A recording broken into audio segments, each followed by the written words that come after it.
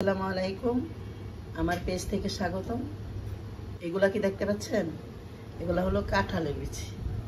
আমি এগুলা দিয়ে ভর্তা বানাবো। ভর্তাটা একটু অন্যরকমভাবে বানাবো। আপনারা সবাই সাথে থাকুন, আমাকে দেখুন এবং সাপোর্ট করুন। বিচিগুলি আমি খোসা ছাড়িয়ে নিয়েছি।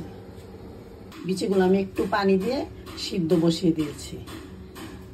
পরিমাণ মতো লবণও দিয়ে দিলাম, কারণ লবণটা দেওয়ার কারণ হলো যেন সিদ্ধটা ভালো করে হয় এবং কাঁঠালের বীজের ভিতরে লবণটা ঢুকে যায়। তারপরে ঢেকে দিব। বিচিগুলো সিদ্ধ হয়ে গেছে,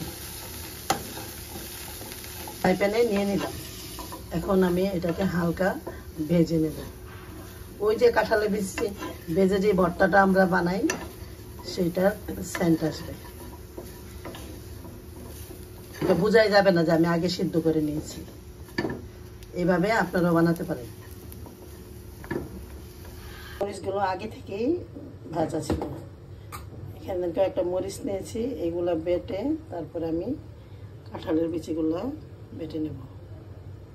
এখানে ধনিয়া পাতা, কাঁচা পেঁয়াজ নিয়েছি। অনেকে ভাববেন যে পেঁয়াজ বেশি কেন? পেঁয়াজটা বেশি দিলে আপনার ভর্তাটা মজা হবে, তাই পেঁয়াজটা বেশি করে নিই। আপনারা দিয়ে দেখতে পারেন। ভর্তাটা আমার বানানো হয়ে গেছে। এবার দেখেন কত আঠালো এবং সফট হয়েছে। এখন আমি বাটিতে নিয়ে নেব। আজ এই পর্যন্তই। আপনারা ভালো থাকেন, সুস্থ থাকেন। আবারও দেখা হবে নতুন কোনো ভিডিও নিয়ে। আসসালামু আলাইকুম, আল্লাহ হাফেজ।